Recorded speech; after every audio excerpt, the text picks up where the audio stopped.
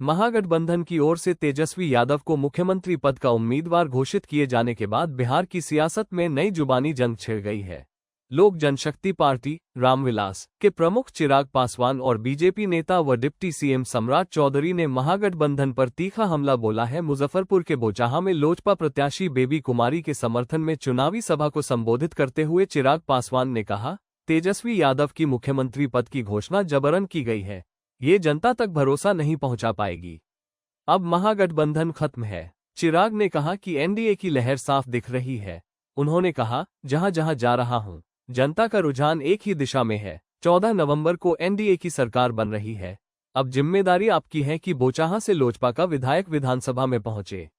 अगर गलती से विपक्ष को चुन लिया तो अगले 5 साल तक वह यही कहेगा कि सरकार सहयोग नहीं कर रही। उन्होंने बेबी कुमारी का जिक्र करते हुए भावनात्मक लहजे में कहा, 2015 में मेरे पिता रामविलास पासवान जी ने इन्हें बुलाकर टिकट देने की कोशिश की थी, लेकिन पारिवारिक कारणों से संभव नहीं हो पाया। तब भी जनता ने इन्हें निर्दलीय जिताकर भेजा था। इस बार फिर इन्हें भेजेंगे तो वह मेरे पिताजी के प्रति सच्ची श्रद्धांजलि होगी। चिराग ने कहा कि प्रधानमंत्री मोदी की प्राथमिकता सूची में बिहार शीर्ष पर है। उन्होंने कहा, डबल इंजन की सरकार का फायदा यूपी में दिख रहा है।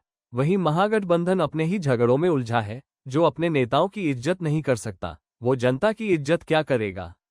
पत्रकारों के सवाल पर जब उनसे पूछा गया कि लोजपा सीट बढ़ाने से क्या फायदा जब प्रत्याशी तो बीजेपी के हैं, तो चिराग ने कहा, बेबी कुमारी 2015 से लोजपा से जुड़ी है। यही गठबंधन की खूबसूरती है। कुछ प्रत्याशी उनके सिंबल पर लड़ रहे हैं, कुछ हमारे सिंबल पर।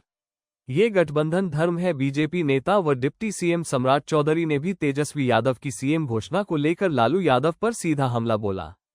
उन्होंने कहा, महागठबंधन ने मुख्यमंत्री के उम्मीदवार का सपना देखा, लेकिन लालू यादव ने कांग्रेस और सहयोगी दलों को टॉर्चर करके अपने बेटे तेजस्वी को सीएम कैंडिडेट बनवा दिया।